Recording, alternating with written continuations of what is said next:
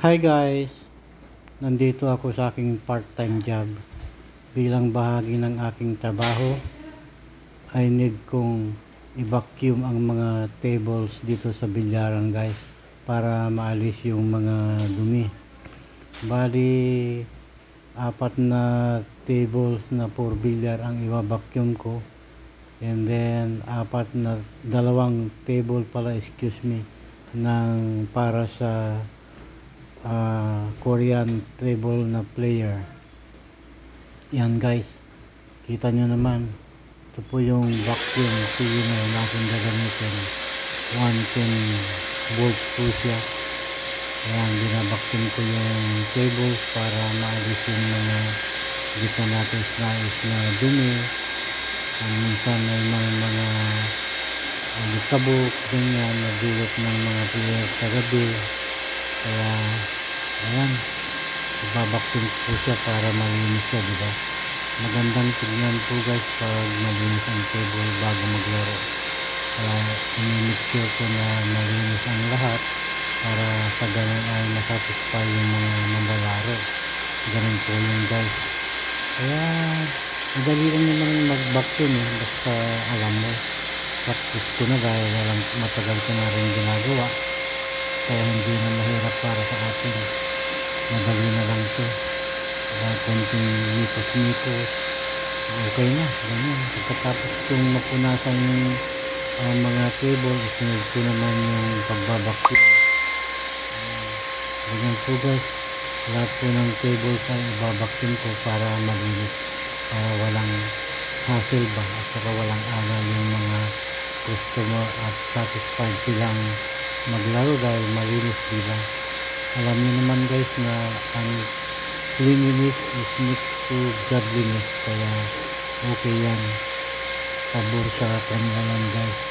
Bilang isa ito sa mga tungkulin ko sa ating part-time job na linisin ng mga table sa pamamagitan ng pagbabacuum at saka punasan yung mga table sa pamamagitan ng basahan.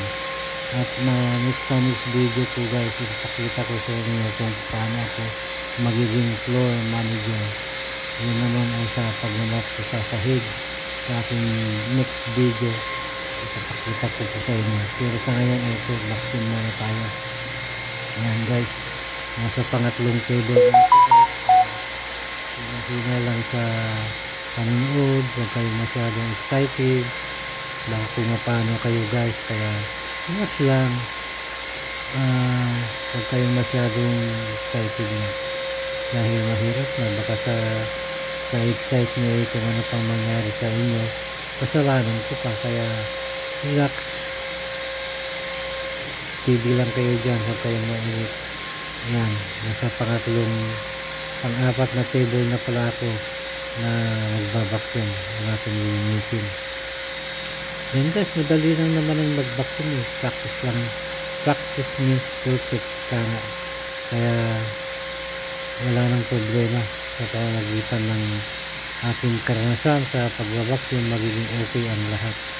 Kaya don't worry, be happy ka nga. Diba guys, no?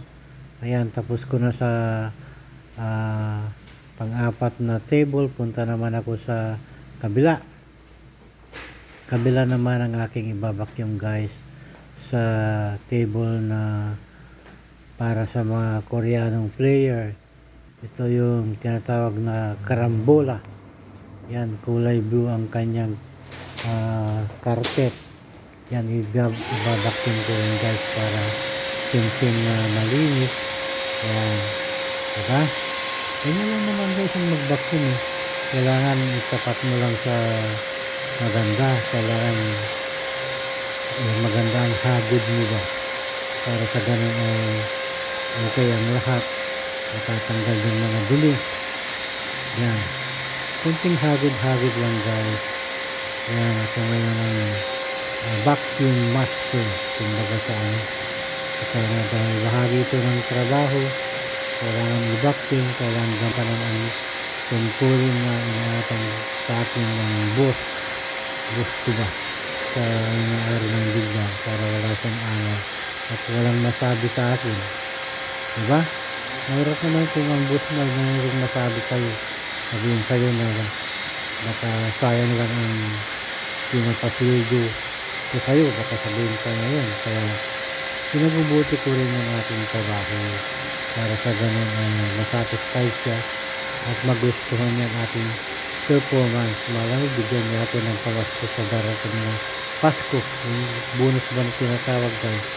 Malay natin, di ba? Hope for the best.